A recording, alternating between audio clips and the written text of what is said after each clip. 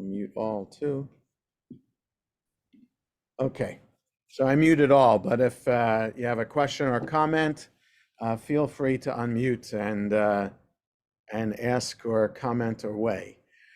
So today, for those of you who are watching a recording of this, this is being recorded on 11 o'clock Monday, September 18th, the day after Rosh Hashanah. We are in the midst of what is called in Hebrew the Aseret Yemei Teshuvah, the 10 days of repentance, counting from Friday night, Saturday, the first day of Rosh Hashanah, through Yom Kippur, which is next Sunday night and Monday. So this 10-day period is meant to be an introspective one, meant to be focused on starting the new year right, spiritually, religiously. So as opposed to the secular new year in January, when some people make resolutions, kind of maybe they're half-hearted, maybe people take the resolution seriously.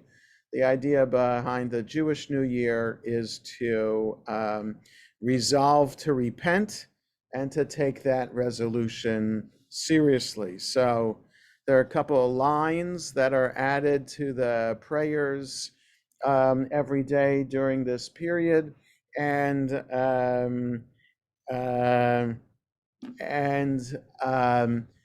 it's also a time to really ask forgiveness from our fellow human beings. So in other words, we can't rely on Yom Kippur and the prayers of Yom Kippur to forgive all of our sins. They forgive our sins against God. So spiritual sins that we did, values, things like that. But if we wrong family members and friends and coworkers, we're really supposed to approach them during this time and ask for forgiveness that way. So this is the season that we're in. So all Jews are supposed to engage in this. What I wanted to talk about are a couple of things that came out in media related to the high holidays, and in terms especially related to what I do as a rabbi, as a synagogue rabbi during this time. So there's a podcast. I'm going to share my screen just so you see it.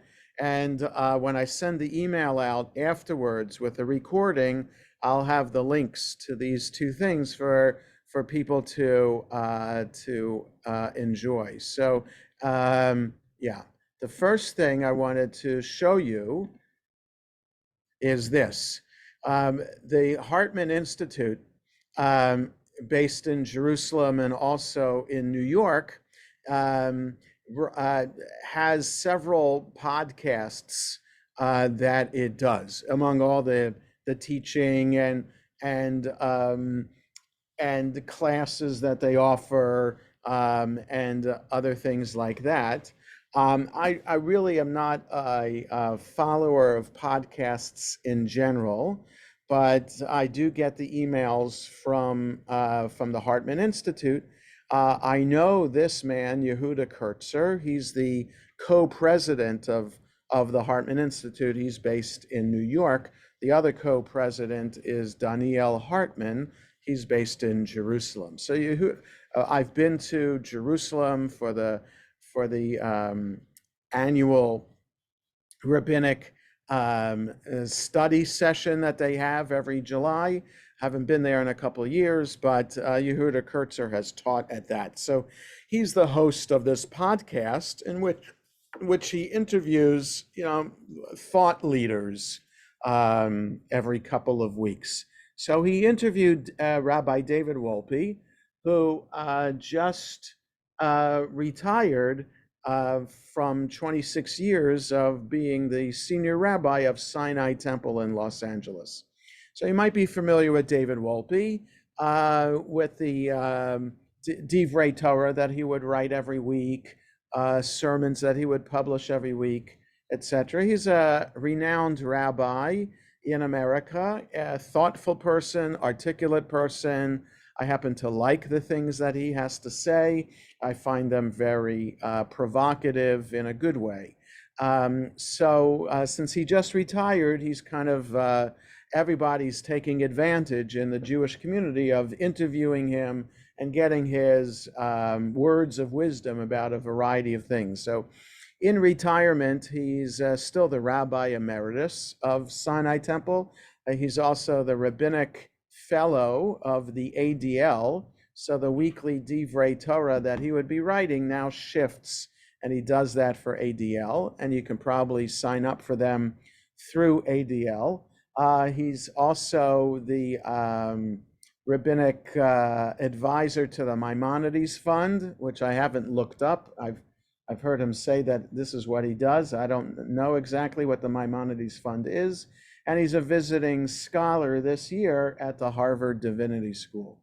So he's keeping busy in retirement, kind of doing what he likes to do. So I mention all of this, and I really commend you to this 51 and a half minute podcast, which is all about the art of writing a rabbi's sermon.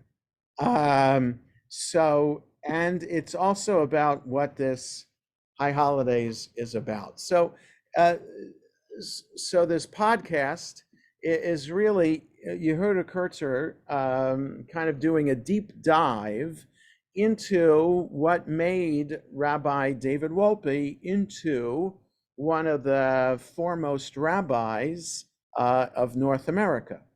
Arguably, like, he's the go-to rabbi, him and probably Elliot Cosgrove of Park Avenue Synagogue. They are like the featured rabbis when anybody wants to go to a rabbi. So this is a deep dive, like I said, into Rabbi Wolpe's thinking about what's involved in really the most important aspect of his job from Sinai Temple's perspective. In other words, I wouldn't say that the sermon is the most important aspect of my job. When I look at like my job description as what a synagogue rabbi is supposed to do, yes, leading services and sharing my thoughts or teaching during weekly Shabbat services, yeah, that's important. But I would say what's just as important is to kind of come up with a vision for programming and growing the synagogue. It is to make sure that I maintain contact with all of the members of the congregation, those who I see on a regular basis, and especially those who I don't see on a regular basis, to make sure that they stay connected to the synagogue, make pastoral visits to hospital or people who are homebound, and obviously life cycle events as well, among many other things that I do. But from a David Wolpe perspective, certainly the sermon is the most important thing, though he would argue that the other things that I just mentioned were important also. So he talks about, and I'll have you listen to the podcast, about what he thinks goes into making a good sermon. And he said his average Shabbat sermon would be about 10 minutes long, not longer. High Holiday sermon would be a little bit longer than that, but not much longer than that, right? And I try to do the same thing, that my High Holiday sermons usually don't go more than 20 minutes. I kind of look at, since I have the laptop on the Bima now, because that's how I Zoom, I kind of look at the time for when I started and when I finished, and I know it's 15, 20 minutes about. It depends on how fast I talk as I'm delivering the sermon. So it's the same amount of words when I practice. It's just when I deliver it, I might be doing it a little bit slower than I was doing it in practice. So Anyway, any longer than that, you kind of start to lose people because, when they don't have the words in front of them, everybody's different in terms of how they learn. There are visual learners and there are audio learners. So some people learn better just by sitting back and listening. Other people learn better by actually reading something in front of them or seeing something in front of them. So if I don't have the visuals or handouts for the sermon, I know that 20 minutes is really about max for for a message to be effective and for the points that I want to get across to be digested by the listener. So this is, I wouldn't necessarily say that I learned this in a rabbinical school. As my father would corroborate, rabbinical school isn't really the place to learn how to be the practicalities of being a pulpit rabbi. Rabbinical school was the place, at least when, in his day and in my day still, it's all about learning enough background material in order to then be a rabbi. So yeah, in my day, we had a so-called practical rabbinics class where we spent one semester learning how to fill in a ketubah and fill in other forms like that. But really, all of rabbinical school was about learning as much Talmud as I could, learning as much Bible as I could. That was rabbinical school. We did have a freshman homiletics class, a freshman sermon writing class, and a senior sermon writing class. But I tell you, freshman homiletics was one of the worst classes I ever took in rabbinical school. And I had to take it. Everybody had to take it. The point of the class, at least the person who was teaching it, was we had to write a Devar Torah every week. Had to, a couple people would be designated to present the Devar Torah in class, and the rest of us were tasked in ripping that Devar Torah to shreds.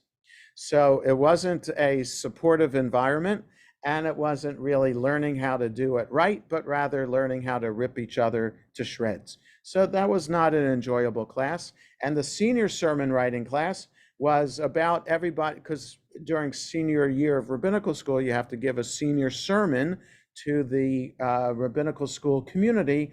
They had a lottery my year as to who would do the sermon when, and I consider that I won the lottery because I went first. So my sermon was on the Shabbat.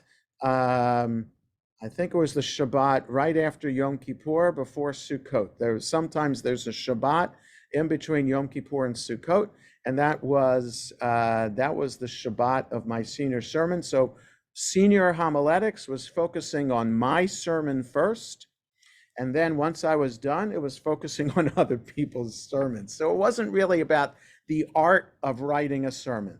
So I think I took the wrong class, because David Wolpe talked about how Simon Greenberg, who happened to be a predecessor of his father at Har Zion in Philadelphia, how he was one of the teachers of the senior sermon class. I did not take his class. If I did, I might have learned more about the art of sermon writing. Anyway, I'm going off on tangents about this. The idea then of you learn kind of on the job about what goes into making a good sermon, and then you also find your resources of collected sermons that have been published by a variety of prominent rabbis, and you go to conferences, rabbinic conferences, in which there are seminars on sermon writing as well. So it was over the years that kind of learning about this. So I commend you to that podcast where he talks about sermon writing.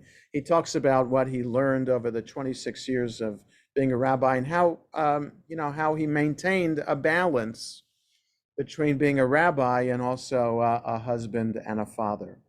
The other thing I want to share with you is this other article that came out in the New York Times. Just a second, I will share my screen again. Here we go. Here we go. Yeah.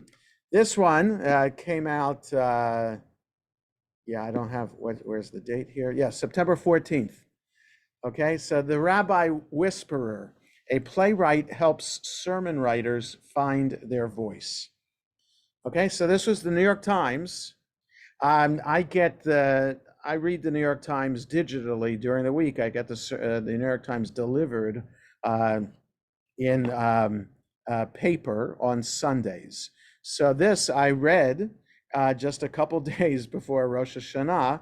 And so the New York Times, they know their audience, right? A lot of Jewish people read the New York Times. New York metropolitan area, 10 million people, 2 million Jews live in New York. So they know there's lots of Jewish things that are in the New York Times. So this woman, Michelle Lowe, a former advertising executive, coaches religious leaders on how to write sermons with a little zetz, right? Only the New York Times would have a Yiddish word like that, right? This is her peak season. So this article, which I will share, and I know that I can share it in a way that you don't have to be a subscriber to read it, right? I'm allowed to share 10 gift articles over the course of the year, I think. So I'll share this out. So whether you have a subscription to the New York Times or not, you'll be able to read this. So this article about this woman who works as a sermon writing coach she currently has a clientele of 16 rabbis. And she knows already, she said she's a bit busy with those 16 rabbis. And this is the peak season because, you know, more people come to shul on Rosh Hashanah and Yom Kippur than on an average Shabbat. And so, you know, the expectation is a little bit more intense in terms of what the rabbi is going to be sharing, right? The regulars on Shabbat morning understand, and I also understand, I have a little bit of leeway in terms of what I'm going to share and how I'm going to share it. So during the year, I really don't write out a sermon. I kind of, I certainly think about what I'm going to say and kind of organize it in my head, but and then I speak off the cuff on a regular Shabbat morning. I don't do that. I don't trust myself to be able to do that coherently and articulately on the high holidays. There are other rabbis who do that. David Wolpe has a couple of words that he has on a note card from which he speaks from. So yes, he's a great sermon talent in that way. I am not, and I would not trust myself to be able to do that on the high holidays. But so this article about the Rabbi Whisperer, this Michelle Lowe, is all about how she developed this clientele and what she shares in terms of coaching rabbis for what to speak about. She talks in the article, it's not just about what to speak, but how to present yourself on the bima as well. So she talks about a rabbi, a Reform rabbi in a Reform synagogue in Westchester County, New York, I believe in Scarsdale. She was new to the congregation, long hair, and she was obviously nervous while being on the bima because she was playing with her hair throughout the service, right? Whenever she was speaking from the bima, she'd be playing with her hair. You know, people do that. I never played with, even when I had hair, I didn't have hair such that I could play with it. But you know, we not all know people who play with their hair, right? So it's kind of distracting, especially if the rabbi's playing with her hair while talking about serious business like repentance and anti-Semitism or something like that. So, so this Michelle Lowe, the rabbi whisperer, suggested to her, in the future, wear a ponytail. Don't play with your hair. So this rabbi whisperer is not just about what the content of the sermon should be, but also what kind of appearance you make on the bima. I'm sure since this article appeared, she'll have lots more rabbis who will want her to pay her for her services. She says she charges $400 for an hour of sermon coaching. So is that enough? Like you come up with a sermon and the 1 hour with her is enough for that? I'm not sure about that. Most likely her rates are going to go up after this article appeared as well. But there are 16 rabbis, 2 or 3 of whom are willing to be quoted in this article. Others not so much. And I don't think there's anything wrong with admitting publicly that you're seeing a coach.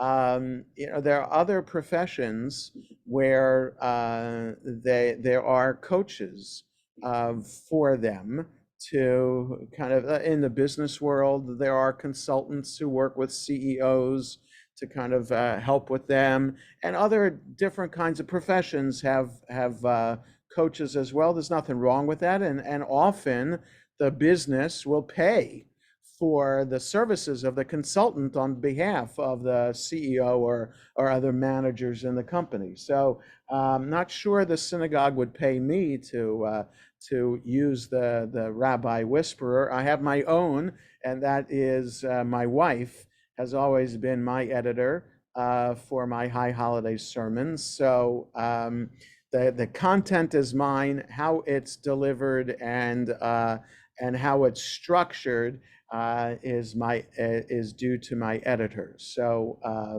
it's kind of a team effort for my high holiday sermons. So I commend the article to you too. So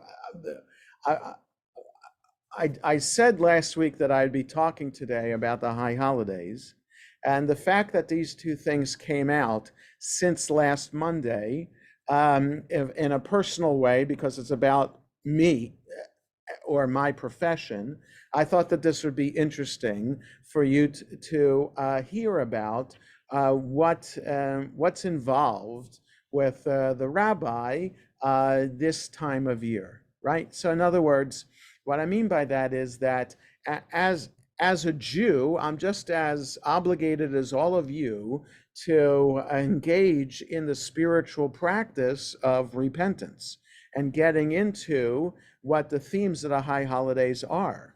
But as a rabbi, I'm doing it professionally, right? I'm making sure that all of you are engaging in this process. So it's like Shabbat, right? I'm supposed to enhance your Shabbat morning experience in synagogue, but I'm also obligated to observe Shabbat. So it's a double-edged sword there in terms of I'm kind of working on Shabbat when Jews are not supposed to be working on Shabbat, right? So this is the dilemma of the congregational rabbi, which is essentially a unique North American phenomenon, because rabbis in Europe might have a little bit of this model, at least in the non-Orthodox world in Europe. But in the Orthodox world in Europe, rabbis are paid by, right? There is separation of church and state, but not so much. Like in France, and I believe in England as well, your tax dollars go to pay for the particular religious community that you're affiliated with, so that the religious communities get money, tax money, to help support their institutions. So there's the official Jewish organization in France then that receives tax money from French citizens to ensure the maintenance of synagogues and staff of synagogues throughout France. So these are Orthodox synagogues. I'm not sure how non-Orthodox synagogues fit into that system. Same thing in England. There's the United Hebrew Congregations or it's United Synagogue, something like that in England, and that's the official body of Jewry in England, which is Orthodox.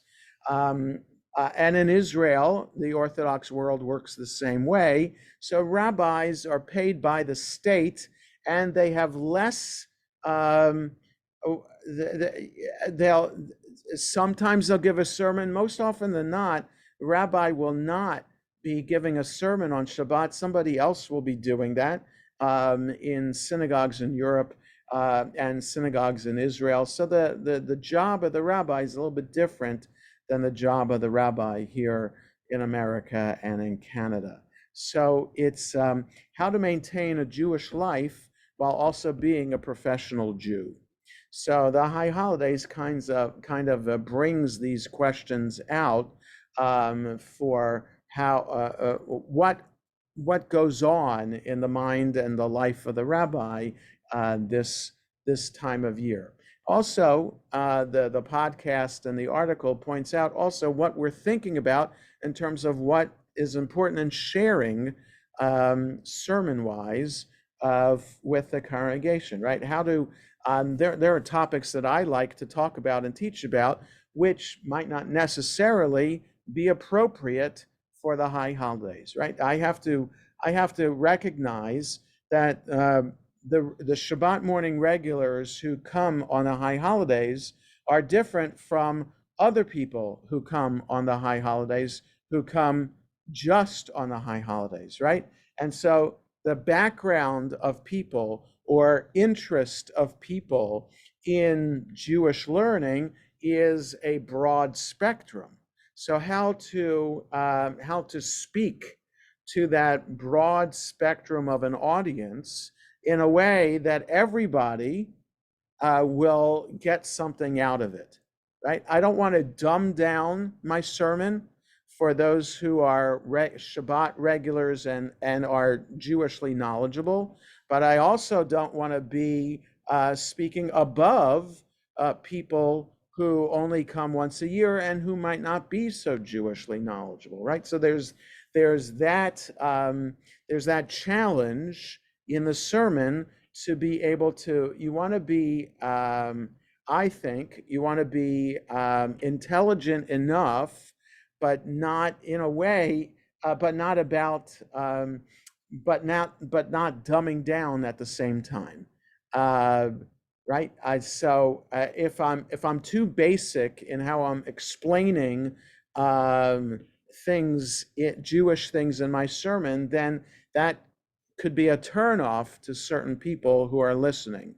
But if I'm also at the same time speaking like calculus formulas to people who haven't gone beyond basic mathematics, that's also be turning off to people as well. Can't get into, or they're missing something and feeling like, why is the rabbi making me feel stupid? Right? So there's that challenge, and then there's also the topic that it should be a topic that is meaningful, right? So there's always a debate as to whether the rabbi should talk about politics at all.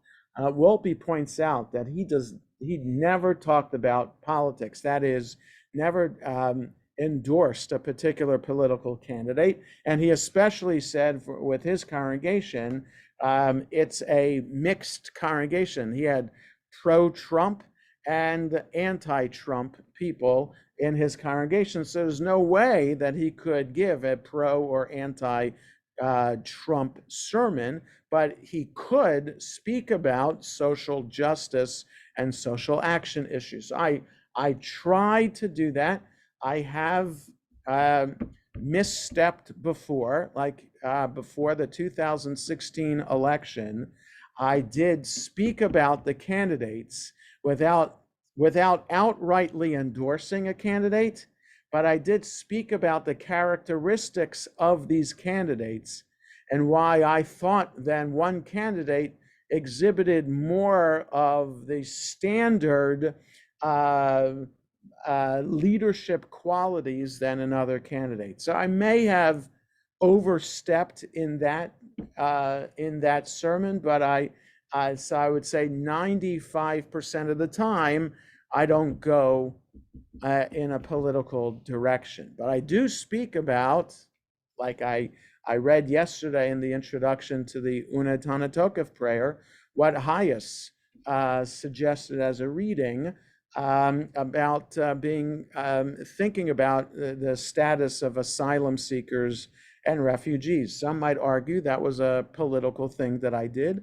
I would argue that it's a basic Jewish value of welcoming the stranger. So some are kind of a gray area. Some political topics are a gray area, and I will happily wade in the gray area because I think that's my obligation as a rabbi to wade in that gray area and kind of thoughtfully present why I'm coming up with a position in this gray area that would then help everybody in the congregation who's listening and reading to think about the issue too.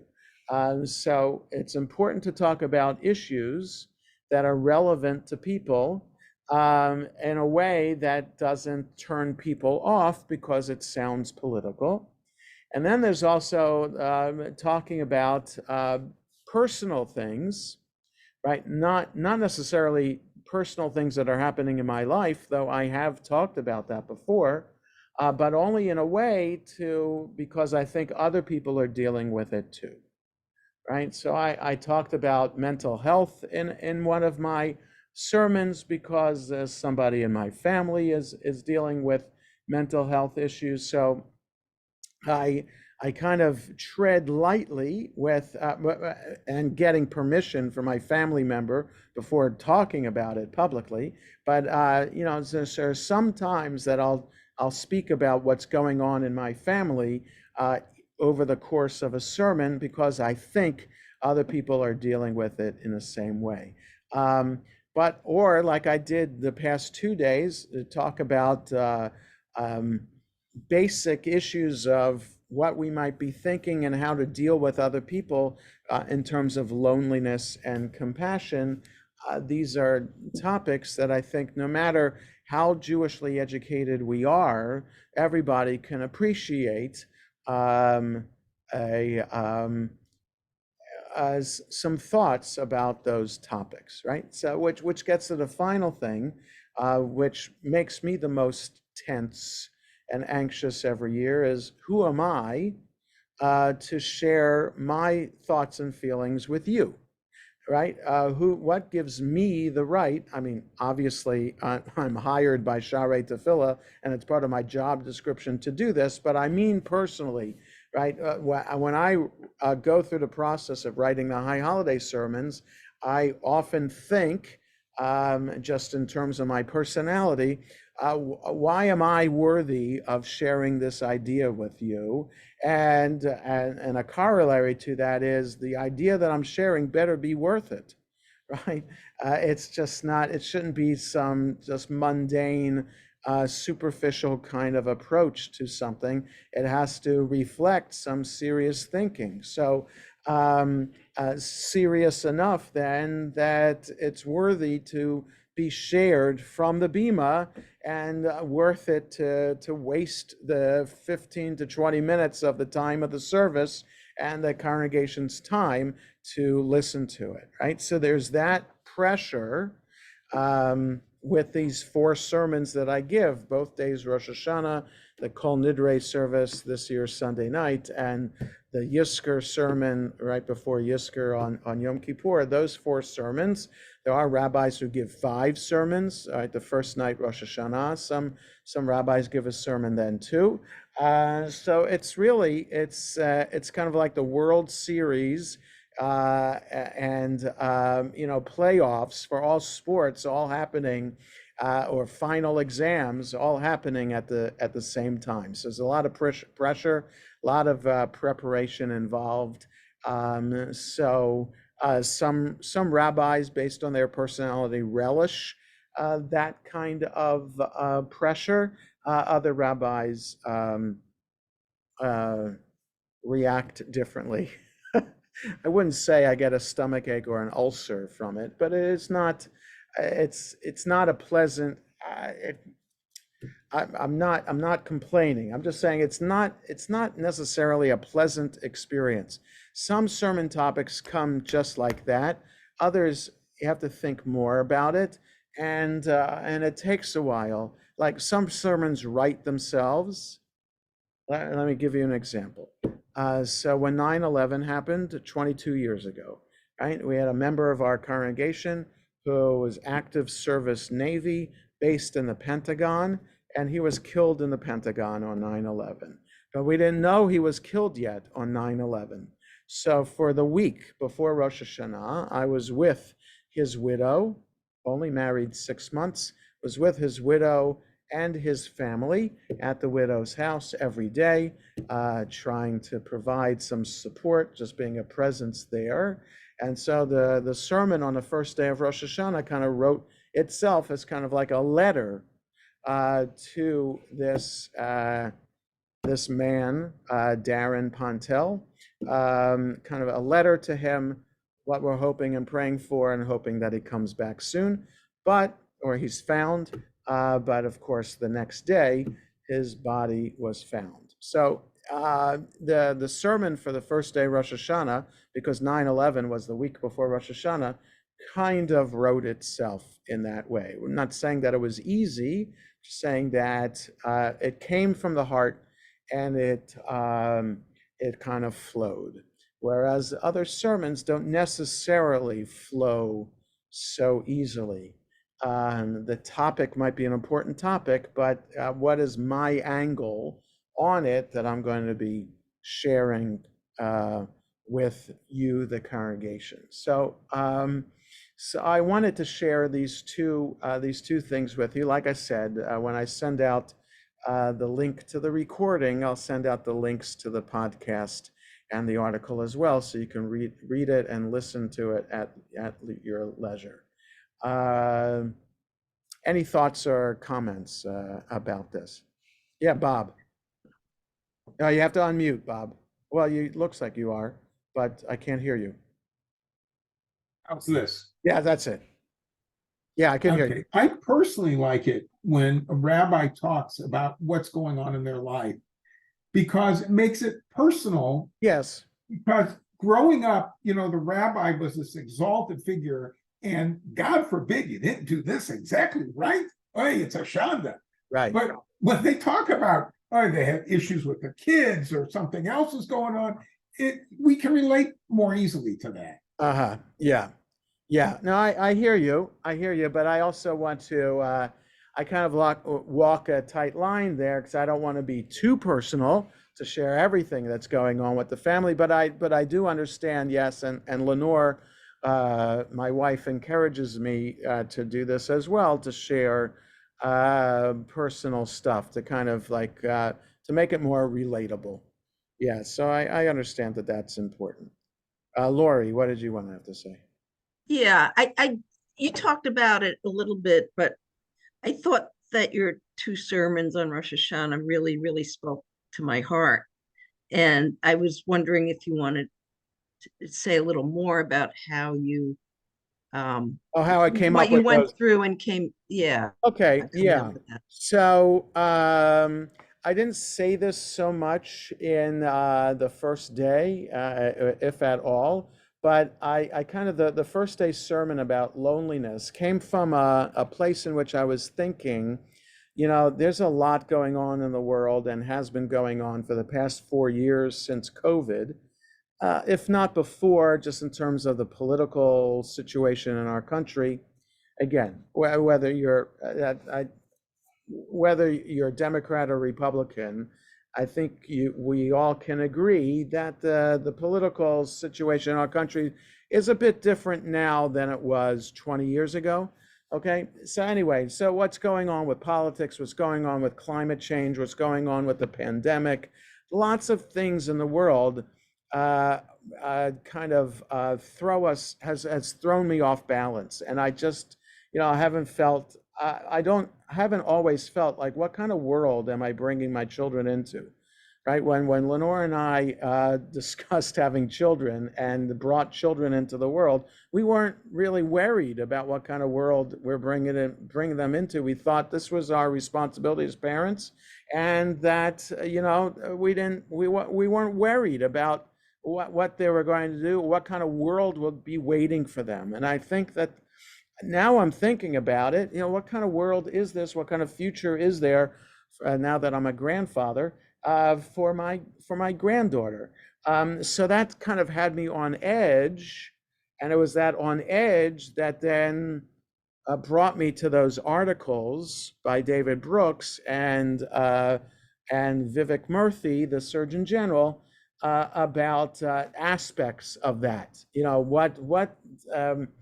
What kind of emotional circumstance do we find ourselves in today based on everything that's going on around us? So rather than talking about the angst, or which I did right, I taught a midrash either last year or the year before about the raven and the dove, right? How to respond to catastrophe around us, which was more of a response to COVID, right? How are we surviving COVID? And it was this teaching about the raven and the dove that Noah sent out from the ark. So there was that particular response that year that I had, and that teaching was meaningful to me. And still, there's leftover stuff from this, and it was just a different way to deal with that. But then, in thinking about how to deal with loneliness, it kind of I kind of left us hanging at the end of the first sermon for really a more for the second sermon to be really the antidote for loneliness is compassion. So Murthy had that his steps that he thought we should be doing, which I said this is what synagogues do, but I kind of left it there at the end of the first day sermon. But really, is leading to the second day topic of compassion. But then I also wanted to tie it into the Torah reading, and I thought that it tied in pretty easily. I didn't think like I had to make any kind of stretch to say that the first day about Abraham banishing Hagar and Ishmael from the house is kind of is banishing them to solitude and loneliness. And the Torah portion has an answer to that loneliness, which might not be an answer for people today. People might not find a solution to loneliness in faith, right? But that's the Torah and the rabbis want us to, but we don't always find it that way. I think we find it in community. Most people find the solution to loneliness in community, and certainly through people being compassionate to other people. And that I also thought was a way to read the second day sermon. So the process is looking at the material that we have in front of us on Rosh Hashanah, the Machzor and the Torah reading. I always feel that I need to kind of connect what I say to something about that within the liturgy and the Torah reading. Not all rabbis necessarily would. They, like the sermon I'm thinking about for Kol Nidre, is not necessarily going to be connected to anything on Yom Kippur, but it is connected generally to where we are Jewishly in the world today. What I have planned for Yizkor itself also isn't necessarily about a Torah reading or the liturgy either. So it depends. If I can make the connection to the Torah reading, then I will do that, because that is the classic Jewish sermon, is to be text-based. And then it was also about what I'm thinking in terms of like what are the issues that are out there today. So I still remember, and this gets me every time I'm working on a sermon. That freshman homiletics class, the rabbi who encouraged people to rip each other to shreds, also ripped each of us to shreds with the comments that he would write on the Devar Torah. And the very first Devar Torah I wrote as an assignment for that class, he wrote on it, facile, right? So I had to look up what the word meant at the time. My vocabulary wasn't so great, but then understood this is a superficial sermon. Okay, thanks a lot. So that's what kind of gets me. What that was 1984 that I started rabbinical school. So that was 39 years ago. Yeah, 39, right? Is my math right? 39 years ago.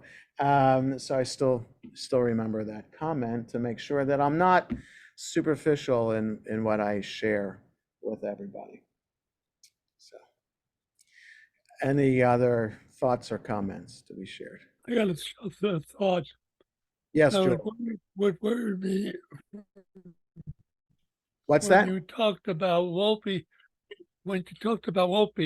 retiring after 26 years, and I heard retirement 26 years, and I hear you talking on your 30th anniversary. I said, wait a minute, Right. don't get us down that road. Okay, well, I appreciate that, Jules. But yeah, so it's not the 30th anniversary of being at Sha'arei Tefillah. I've been here 29 years, but it's the 30th high holidays, right? 1 month after I got here in August of 94, the next month was Rosh Hashanah. That was my first high holidays, and when I just started the month before. So my daughter, we spoke to my oldest daughter last night after the holiday was over. She said, you haven't been there 30 years yet.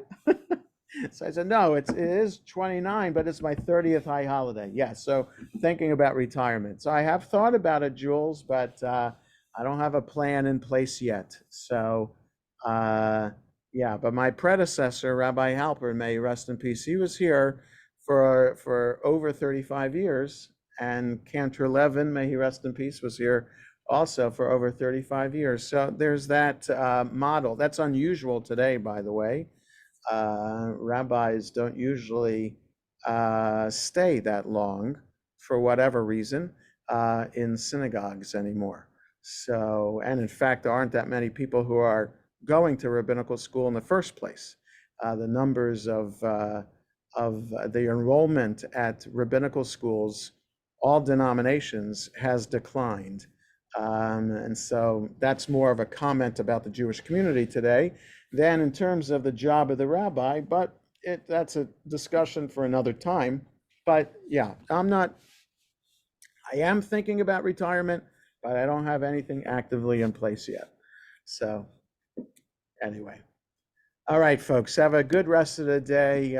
May this be a meaningful time spiritually for all of us as we prepare for Yom Kippur. And I look forward to seeing everybody next Monday on Jews in the News again. Take care. Shana Tova.